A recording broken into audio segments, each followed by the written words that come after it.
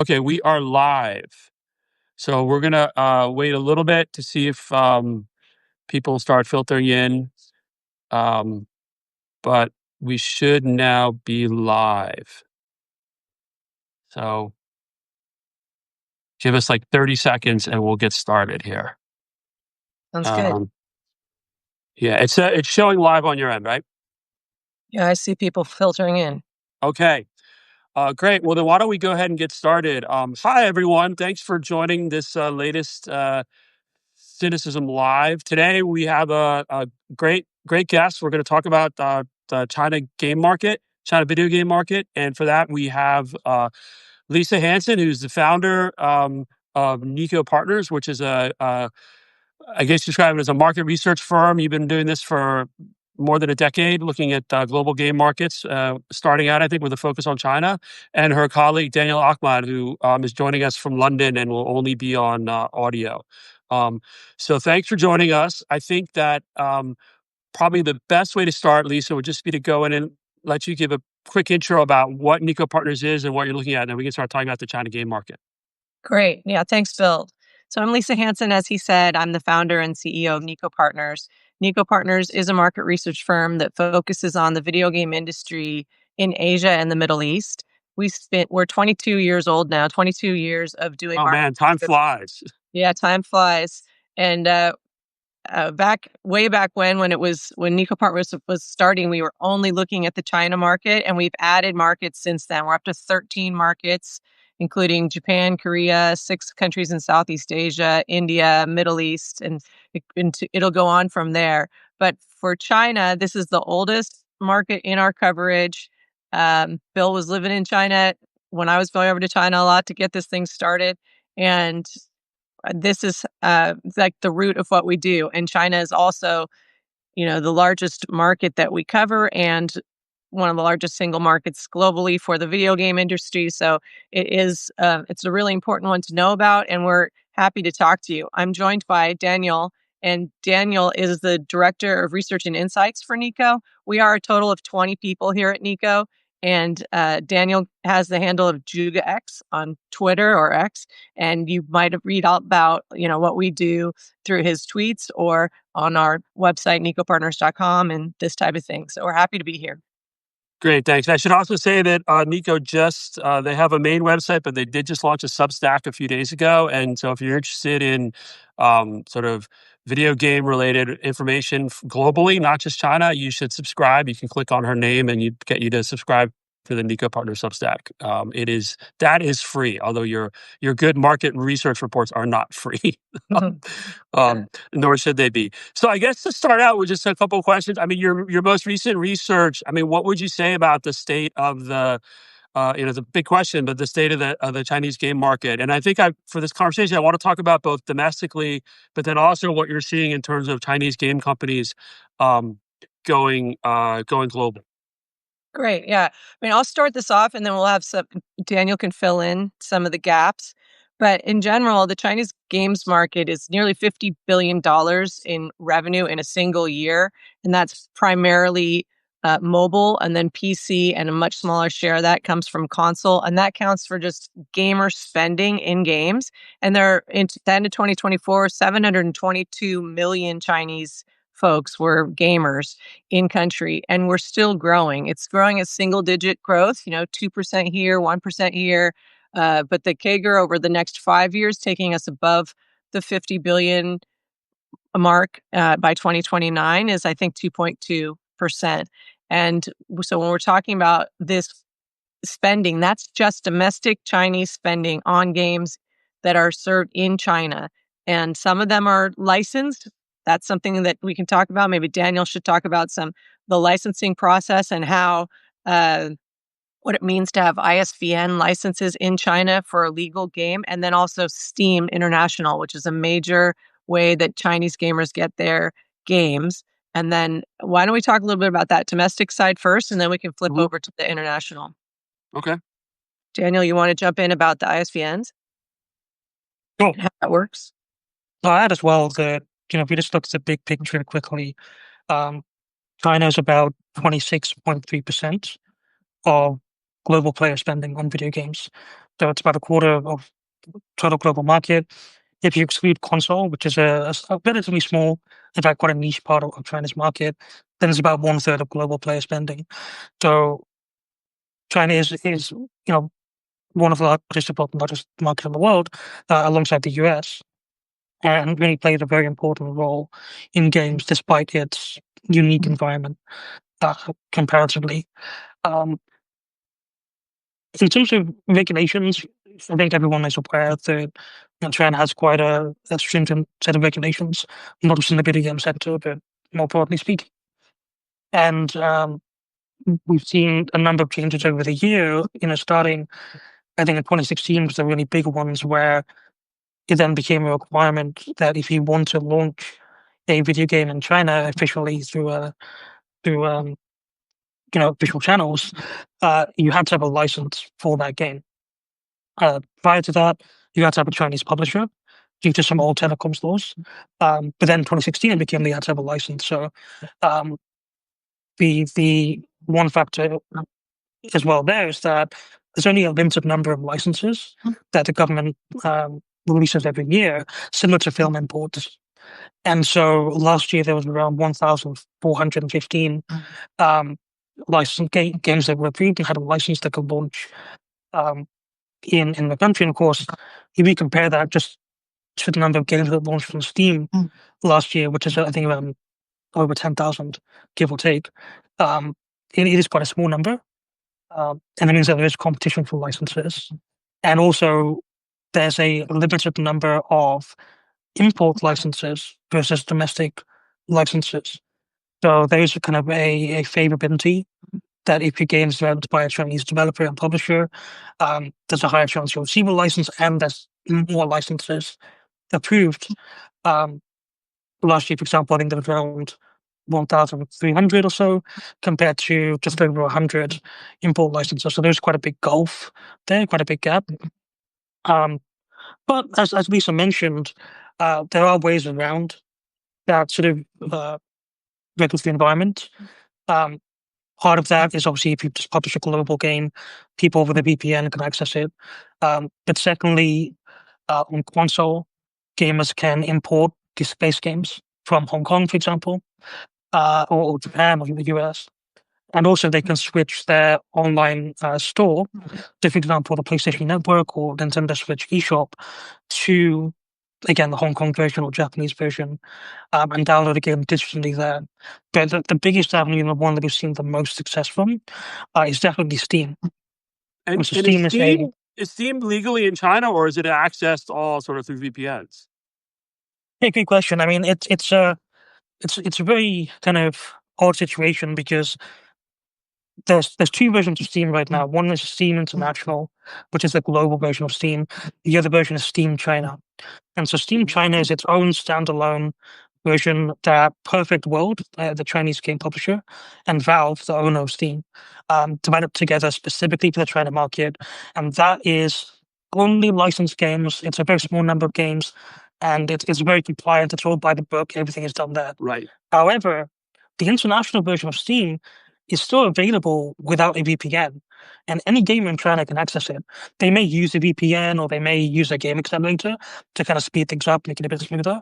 But right now, if you're in China, you can log on, download any game with or without a license from Steam. And we've seen not just Chinese games, but international games find a bunch of success through Steam, um, simply because it's accessible when it's still operating in this gray area. And how do the Chinese gamers pay? Does this international Steam, do they accept like Alipay or WeChat Pay, or are they all free? How do they actually monetize? Yeah, some are free, they're free to play, but they usually accept like Alipay, for example, and then other local payment methods. So there's that kind of accessibility in terms of payment methods. And then also Steam has recommended pricing guidelines for different countries. And so usually what you'll find is that in China, the games are regionally priced a bit cheaper than they are in the US. And that also increases the accessibility to Chinese players. Interesting. I mean, that is quite the loophole. Yeah, it's a big loophole, and actually one that we have been saying all along could be shut down. Especially when Steam China launched. We thought maybe it was time that Steam Yeah. International actually gets blocked. Why But do in you think fact, they've blocked it? uh, Any uh, theories? it's one of the great mysteries. But there's a lot of success to Chinese companies as well, and uh, and watching what Chinese gamers play online and the interaction. The games that are played in China are localized into Chinese. Like the gamers might not even realize that they're doing something that the government has frowned upon. So it's a big thing that the government could shut down, but it doesn't shut down, and it hasn't so far. And when we create our market models, we include that game revenue for Steam games played in China, and this makes our models look larger than the official Chinese, market model statements. They do not include For gray market international. games or games played on Steam that don't have a license. There are games played on Steam International that do have a license, but there are many games that do not, and so they exclude those. So when you see a delta between, say, the China, I don't know, Video Publishing Associate, there's some sort of, quasi-governmental groups that put out market size on China, and then you'll see Niko Partners, which, we are highly regarded in this space. Yeah. You'll see a delta, and we include that. And, in some cases, other market research firms, they have different kind of data than us. They can't really explain that nuance. One of the beauties of our market model and all of our gamer behavior data and all of our bottom-up methodology is that we really spend a lot of time understanding the demand for the games and the supply to those games and the kind of roadblocks to success. So we have that local expertise kind of nuance that explains these things better than many companies can. Interesting. So around Steam International, what's the most popular game on there for the Chinese gamers? What do you think, Dan? I mean, it varies, but if you look at the top free-to-play games, for example, Counter-Strike from Valve is a really popular game. Although a large esports tournament there, CS2 being the latest version. But if you look at like heavy hitters that they did really well, I think the obvious example, the most people would have heard of is Black Myth Wukong, Right. which launched last year, and that was from a Chinese game developer, Game Science. They were an indie game developer. They had backing from Tencent and Hero Games, but they're mostly independent. And that game was essentially an overnight phenomenon in China, where even though the game is technically available on WeGame, which is Tencent's sort of Steam competitor and a officially legal licensed game platform, the overwhelming majority of sales for that game came from Steam International. And so this game's got praise from the Chinese government, state media. It sold over 25 million copies globally, the majority of which are in China. And that is a game that is pretty much distributed through the international version of Steam, which theoretically shouldn't exist. That is fascinating. And I wonder, because I do want to ask about Black Myth with Wukong, right? Because it really was just this massive breakout success globally, and it's certainly it's a beautiful game. It's certainly the Chinese government, Chinese media is sort of pushing this as sort of this breakthrough moment for Chinese culture, Chinese Yeah. gaming. Um, do you think Black Myth Wukong was it a one-off? Or are we going to see more of these types of games really making global? I mean, there was Genshin Impact a few years ago, right? That did Yeah. well. Are we? Should we expect lots more of these kinds of Chinese games coming globally, or is this really? I mean, gaming is hard, right? It's a hits-driven Yeah. business. Learned that painfully. It feels like there are more and more games on the to watch for, and that the skill of Chinese development teams has grown exponentially over the last 2 decades. When initially it was just a insourcing for international studios, had inexpensive labor in China doing some kind of QA and this type of thing, and now they've grown their entire skill stack, and the game like Black Myth Wukong coming out of Game Science, which was an unknown company. They had like a mobile game or two. This is really showing how far the Chinese development world has come, and that there is more worry now internationally, like more and more of these games are going to be coming globally. And it's true, there are some that are, here for us to watch and so forth. And I think for Black Myth Wukong, the Chinese government loves this game because there's so many tourism sites that have Yeah. blown up, like not blown up as in exploded, but have been very popular as a result of the gamers in China trying to go tour these things and be part of the game. And that whole experiential element of gaming is really big in China. Everything from esports to, esport hotels to different, exposure to the tourism or the movie crossovers and cross-platform play, and there's so that you can see sort of the marketing pop-ups on the buildings and so forth. It's really quite integrally related in the culture, and I think that helps kind of with this cohesive, everybody's doing the same thing, thinking the same thing kind of moment, and it's. But at the same time, now the skill is at the level where international markets are saying, "Hey, what's coming out of China next?" Right. And, I mean, you've obviously seen, Japanese game developers, Korean game developers are obviously world class. So why wouldn't China be too, right? Given the talent in China, and then also just how big the industry is inside China, and it's extremely competitive, right? So I just wonder what's next. The question on the Black Myth Wukong, right? You talked about how it did so well on Steam. How did it do on the PlayStation? Do you know? Around 20% of the sales were from the PlayStation console version, globally speaking. Um, Part of that is just because console is a much smaller platform in China. It is growing, like the PlayStation console does well there, and Nintendo Switch did well as well. Um, but it's just, when you compare 300 million PC gamers to less than 20 million console gamers, it's a very large gap. Right. And I guess, is there an Xbox version coming? There is, and it should be released this August. Interesting. So yeah. I wonder how it'll do if sort of the hype is past, right? If people wanted to play it, they could have played it like on Steam, I guess.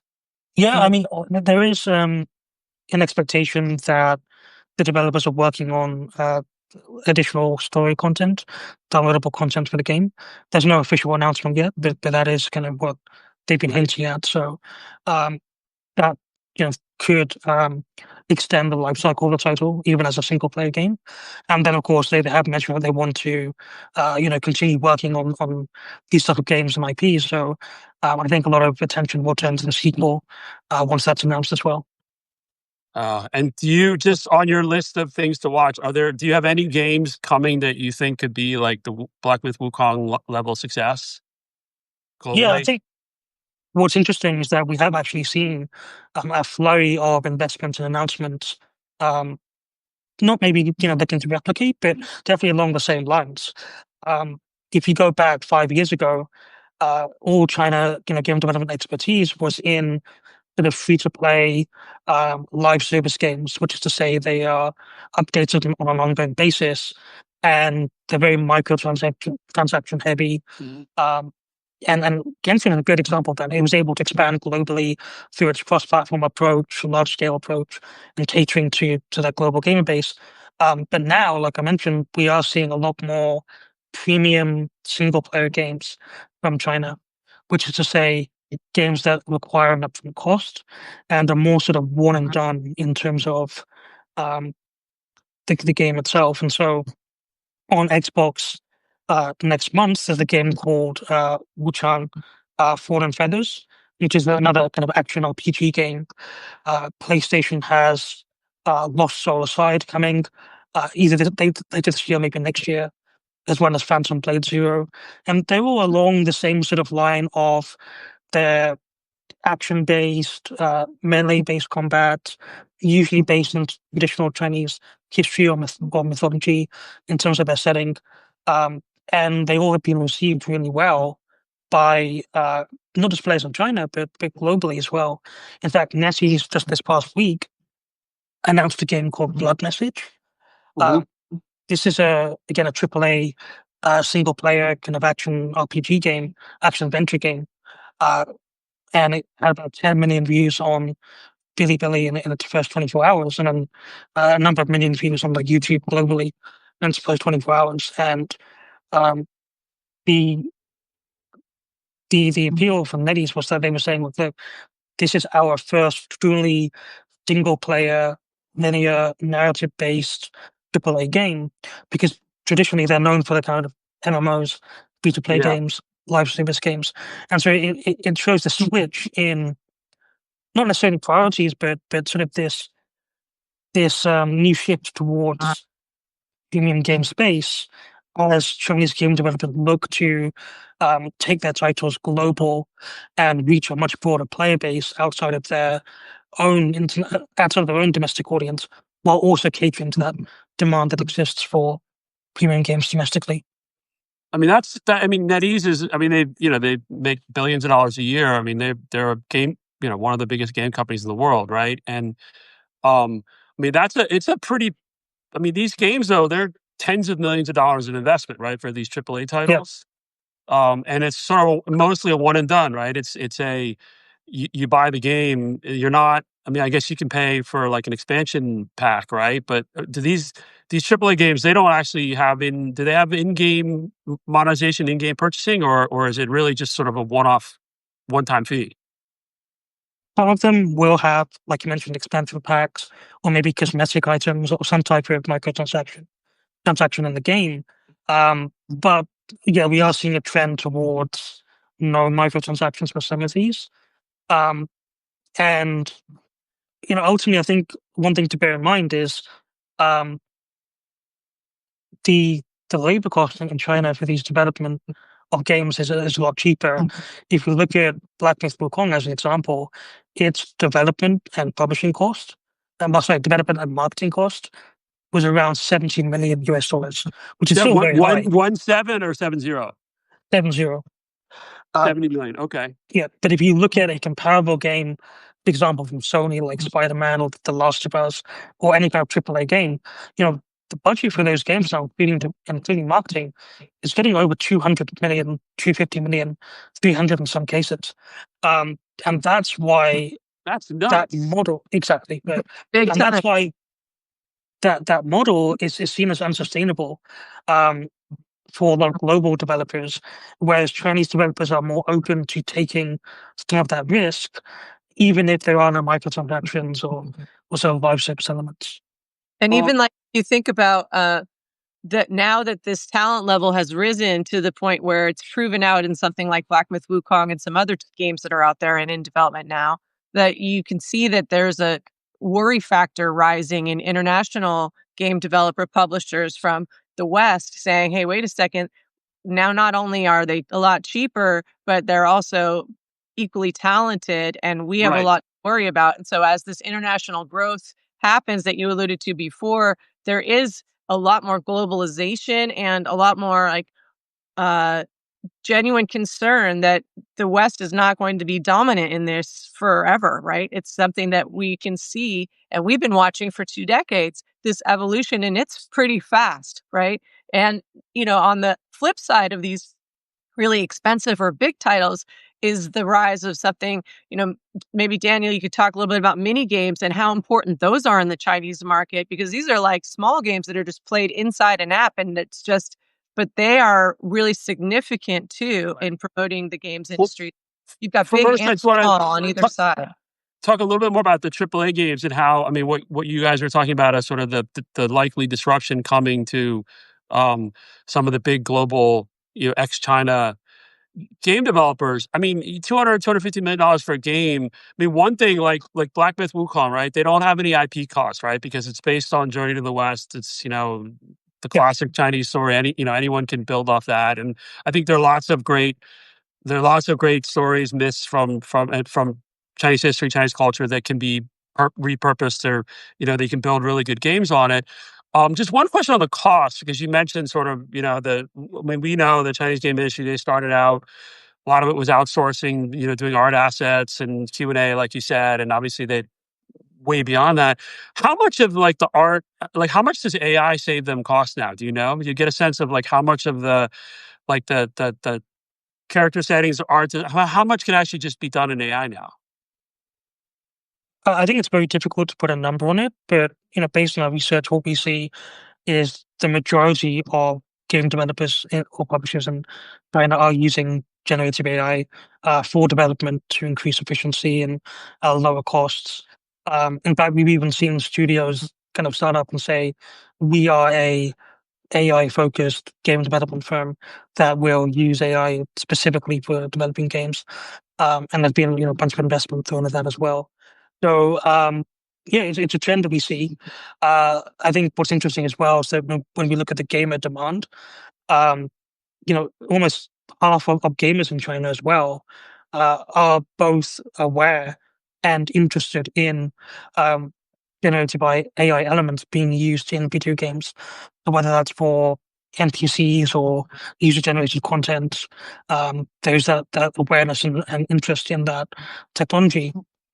And so, yeah, it's definitely something we're watching and going to be interesting to see just, how efficient it does make development or whether, there are going to be roadblocks and pitfalls that they may run into. Interesting. But yeah, I mean, it's like NPCs are like real people. It can make them into like real people. It's pretty, Yeah, it's, it's especially Yeah. this year, it's crazy to see what's happening. yeah. And I just think that, no one should be surprised that some of these really good Chinese game companies, some of them end up being real sort of global leaders. Yeah, and you can see in Tencent, like in their latest earnings report, they were talking about the notion of evergreen games. They have, I think, 14 titles that are huge and probably not going away anytime soon because they have such critical mass for, the kind of live service and the updated content, but also the Right. sheer number and volume of gamers playing them.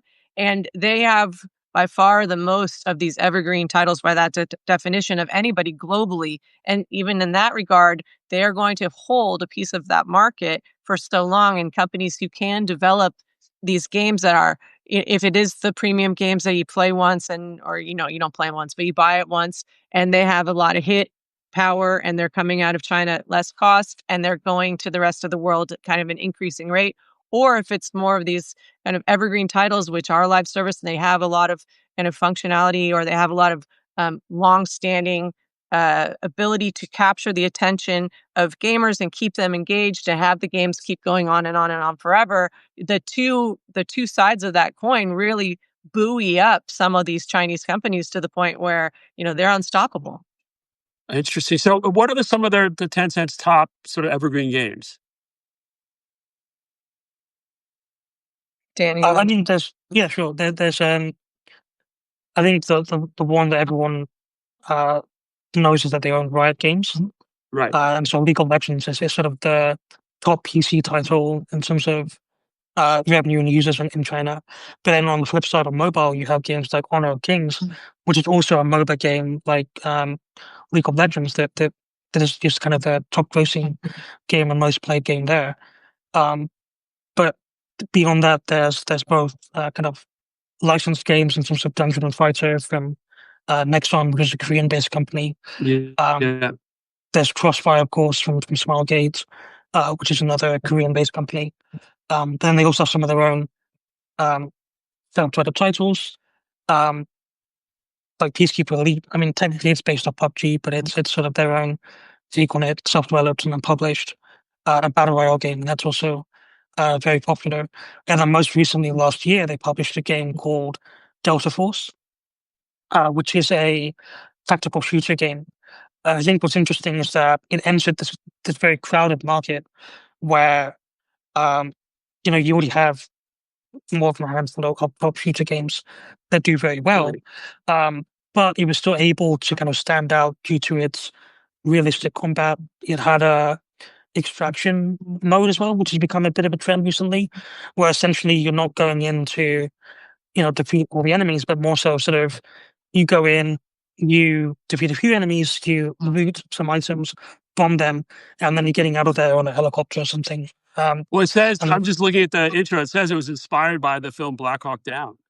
yeah, Yeah. so it's using the Interesting. same IP that they acquired from Nova Logic, who were like a developer from maybe 20 years ago, that created And the so first. Tencent.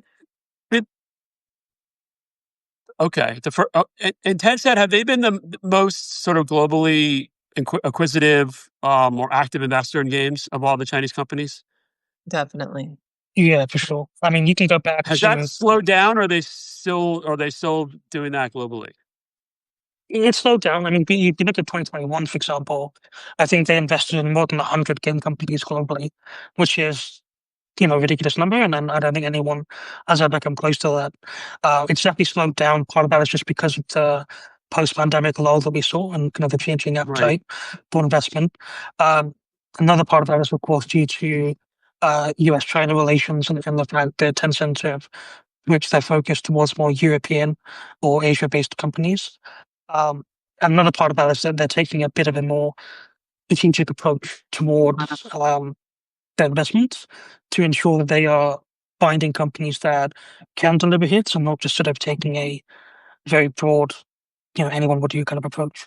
I think that in Tencent, I remember speaking at their internal game company portfolio conference, and that was probably in 2018 or something. And they were maybe 50 portfolio companies at the time. And now they're 200 or whatever, some And I very see our number. mutual friend Dan Brody was there, right? Yes, Dan Brody was Yes. there. And and so that, that's already quite a lot, but one of the goals, they don't put their 10-cent brand on these companies that they invest in, you know? It's kind of like I used to call it the silent global domination approach, where they just wanna reach out and be part of all this stuff and listen, have these great listening posts and, reap revenue from these great companies that they know how to find and they invest in. But they don't try to turn the whole wide world into 10-cent. Mhm. And I think that's notable because some companies, have a very different approach to that.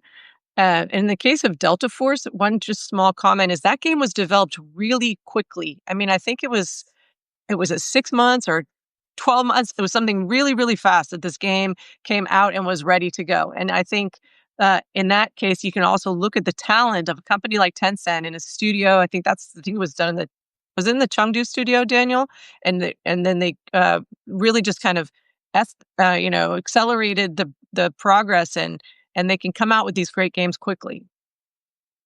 No, Yeah, I think so. it's an impressive company, and NetEase just hasn't had nearly the global vision for gaming, right? Mm, Um, I think it's starting to change a bit now.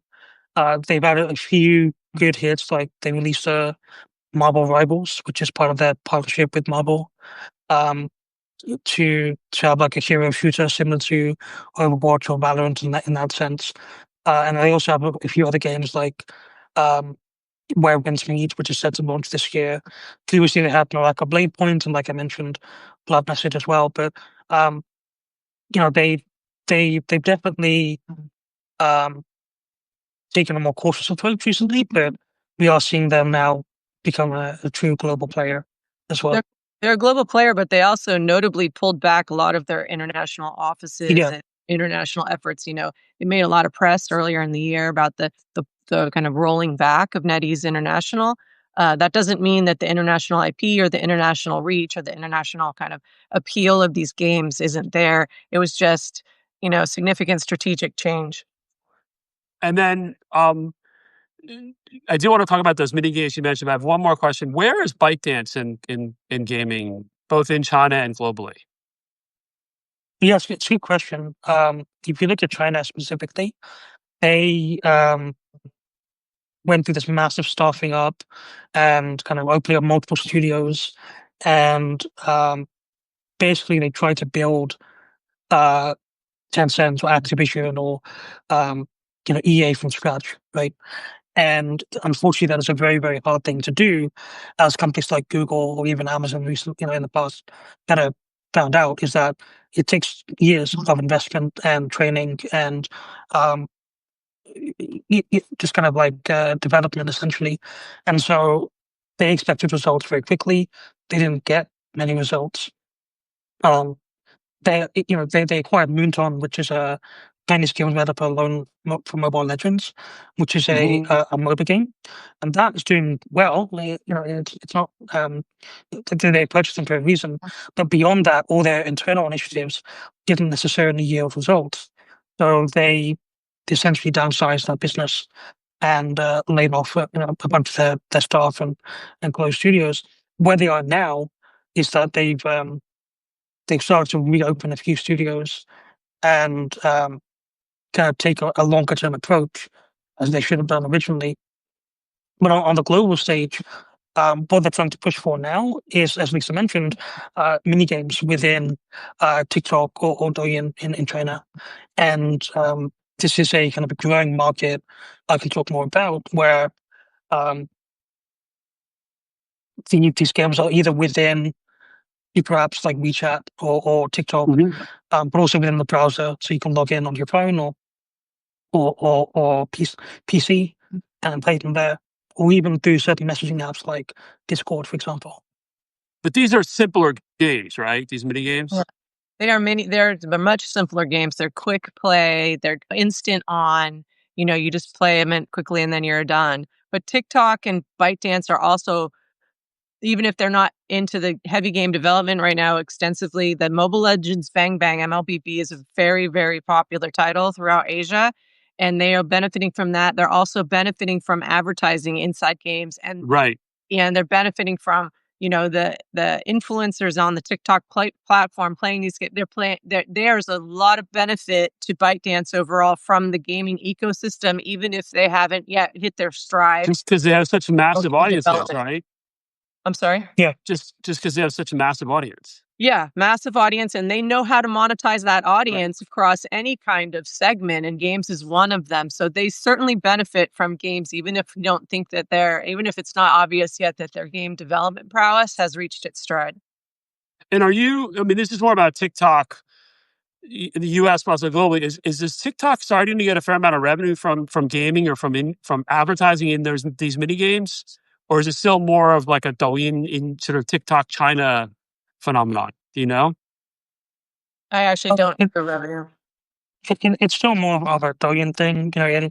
In the US, it's gone past the testing stage, but it's Mhm. still early days for mini Right. games there. The larger impact, like Lisa mentioned, is from um, ByteDance setting up these influencer programs and in-app advertising programs where developers are essentially buying influence or sponsoring influencers and streamers on the app to promote games or play games, and then also a lot of user acquisition for mobile games comes through TikTok as well. Interesting. So our kids' brains are gonna melt more. Perfect. Um, just what they need. So just a couple of questions. This is really I want to be respectful of your time. Um, but I guess the question would be, if you're looking at it like say you're an investor, and I know you don't give investment recommendation, but when you look at sort of the top um, Chinese companies in the gaming space.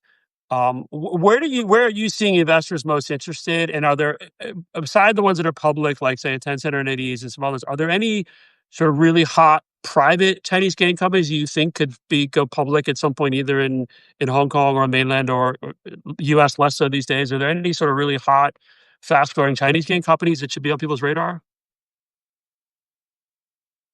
Um, I mean, it's difficult to say, which ones are likely to go public, but there's one thing I think that's interesting is that we've seen a flurry of indie developers or sort of smaller startup teams. Um, Game science definitely being indie, and then there's this company called First Fun, um, which is more of a startup team.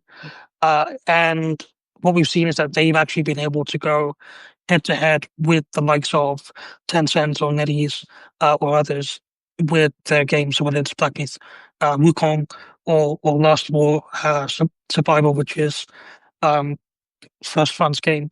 And especially in the mobile space, one thing we've seen is companies like First Fun um, really kind of uh, go deep in developing.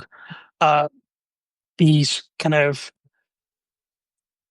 I would say, mid-core games, but with um, sort of hyper casual or sort of casual elements.